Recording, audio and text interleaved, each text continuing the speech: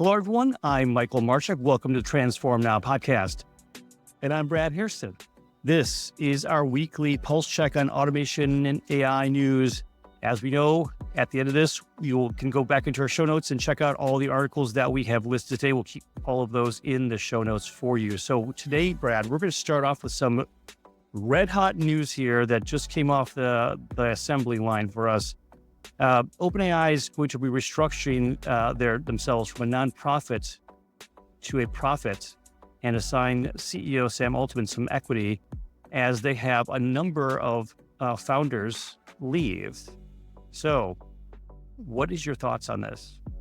Yeah, this is a big news headline, and I've been on vacation for the last week, so I didn't really pay attention to the news. The day I come back, I hear that there's this big announcement from OpenAI, and it is an interesting one. I don't think it's all that surprising though, given the proliferation in competitors to OpenAI and the fact that they've lost many executives and co-founders and such. So it seems like they're a good source for new leaders of AI startups and what have you, and that's going to continue, you've got to believe. So I think to change their approach and say, we started as a nonprofit, now we're going to go to a for-profit model is not surprising, and I think it is required if they're going to want to go and get the amount of money they want. They're after some big bucks. They're after big investor money. Big billions. Yeah, and I think if they continued in their current model, that would be tough to get the amount of money they're looking for. Yeah. So, I'm not shocked. I do think the other part of the article that was interesting is that they're going to give Sam Altman equity for the first time. You would imagine that they don't want to go through the situation they had a few years ago when he left or when he was fired, so to speak. Right. And within a few days he was back on the job because it just didn't prove out. So equity, I think, is got to be part of this for him to keep him in there, especially with others leaving. And whether Elon Musk will sit quietly by the wayside remains to be seen. He sued them. He filed a suit earlier this year because they were doing things that were not characteristic of a not-for-profit that was there when he invested so much money and helped them get started. So we'll see what Mr. Musk plans to do. But yeah, it is big news, and I think the good news is it'll keep OpenAI out there, keep their innovative drive, and they won't fall prey to all the for-profit competitors that they deal with every single day. Right. That makes sense. The other thing, too, is that some of these folks were founders of OpenAI. And whenever you have a founder leave, you have to ask kind of the reasons why they've done it. But they've been there for, 6.5, 7 years. Mm-hmm. This is a big deal as they're making a transition, because after 7 years, maybe you've made the impact that you wanted to make, and the transition now and maybe some of the things that you're looking at are no longer aligning with what you want to do. Maybe you want to do something different, and more power to them as they venture off to probably start something that's going to be competitive to OpenAI. But it's interesting to see them make those transitions. So anyway, that's a good one from Business Insider for that article. Our second article is from Ars Technica. I thought this was very interesting in ways that we'll soon talk about here. The article is titled, Hackers Plant False Memories in ChatGPT to Steal Users' Data in Perpetuity. Very interesting concept of poisoning ChatGPT for the ability to leverage it in the future. So tell me your thoughts on this. Yeah, this is quite disturbing for sure. The kind of the crux of this revolves around this idea, or this concept of what they call prompt injection, which is an AI exploit that basically causes an LLM to follow instructions from untrusted content like emails, blogs, documents, things like that. So a bad actor could essentially convince an LLM to give you direction in a way that it wants to give you direction. And it's basically infiltrating the memories, the capability that stores information about you from your prompts, or stores the prompts themselves, so that when you go back and you ask another query or refer back to a prior prompt, it has a lot of that information stored away, so it knows how to advise you, and it gives the model a little bit of a jump start.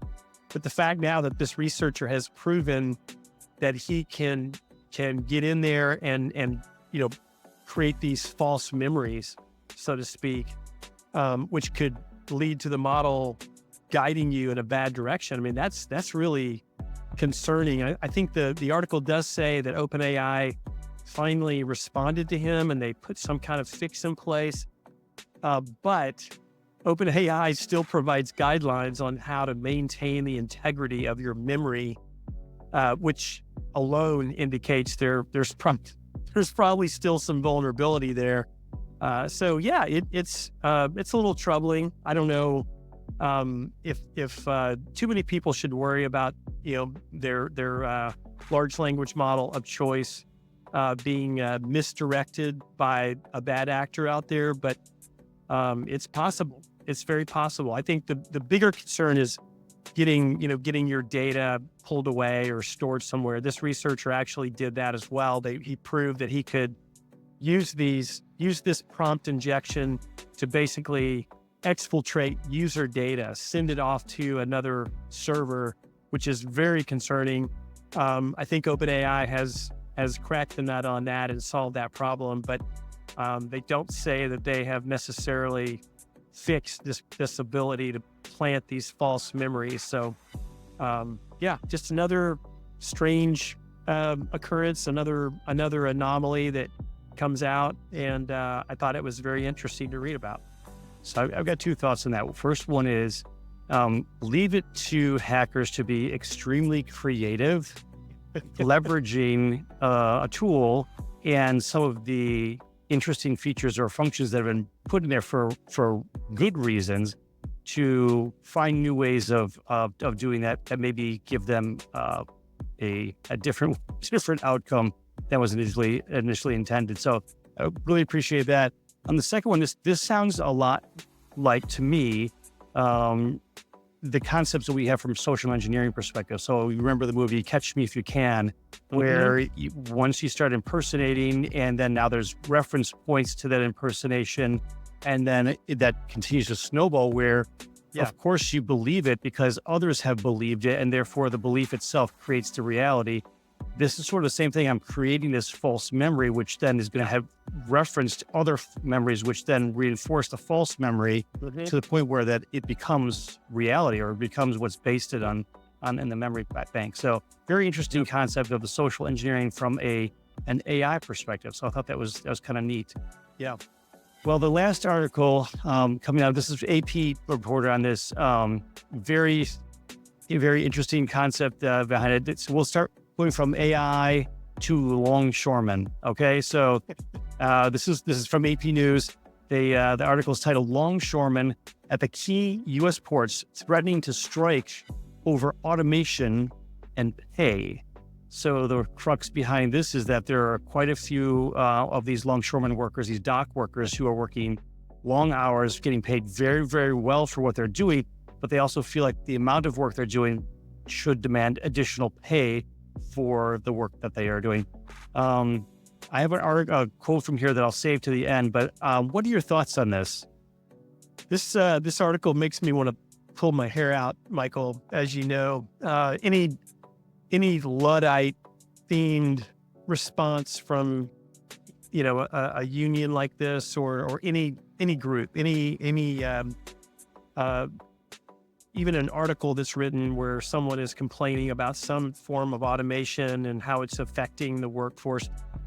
I just can't believe that people would be so myopic in their view.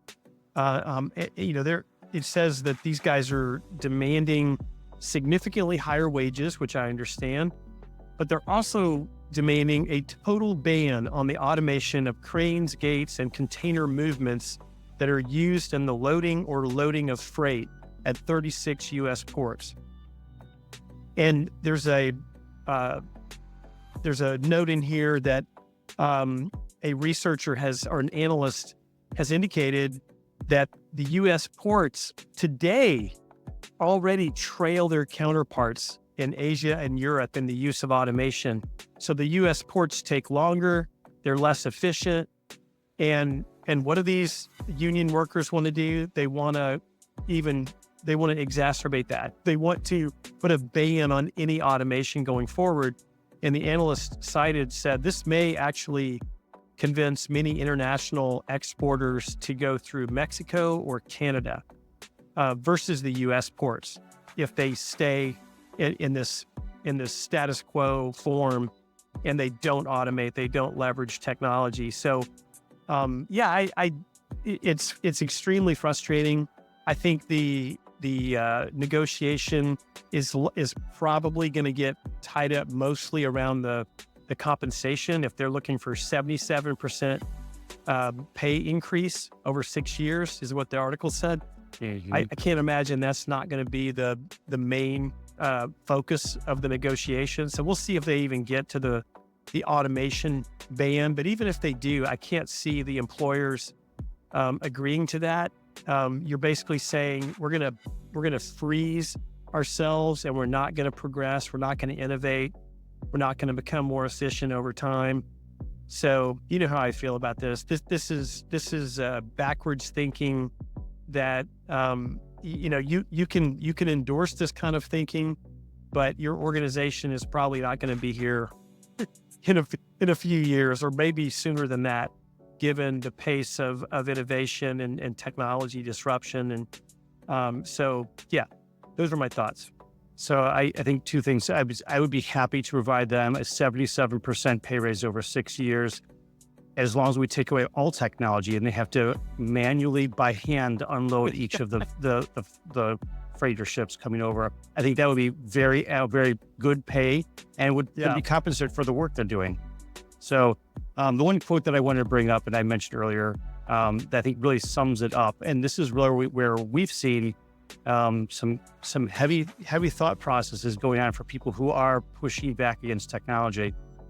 We do not believe, it's a quote from the union president, we do not believe that robotics should take over a human being's job, especially a human being that's historically performed that job. So think about that in context of all of the jobs and the roles that have gone away over the years that perhaps, thinking about it now, we all don't miss, right?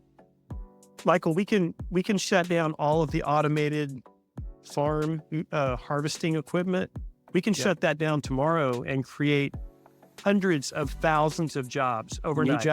New jobs. Now, exactly. Would that make them happy? I mean, food costs are going to go up. It's going to take longer to get the food you want to the grocery store. But, those are jobs historically performed by humans. So, people can debate whether or not technology innovation has made life better or worse. But I don't think we should ever use the answer to the question, are humans performing this task today, to determine whether or not we should apply technology. That is so wrong. Again, it's backwards thinking. I've said my piece. This just again makes me want to pull my hair out. Yep. No, totally understand. So again, we have all the links to these articles so you can read them yourself and be frustrated just along with us here. We'll leave those in the show notes. Again, if you haven't subscribed, please do subscribe to us. We can get these notes out to you every week. And we also have new and interesting guests that we interview on our podcast every week that have nothing to do with either Brad or I, other than the fact that we are the ones interviewing them and they are bringing the expertise. So we appreciate you listening and we look forward to talking to you next week on our Pulse Check. Thanks for listening.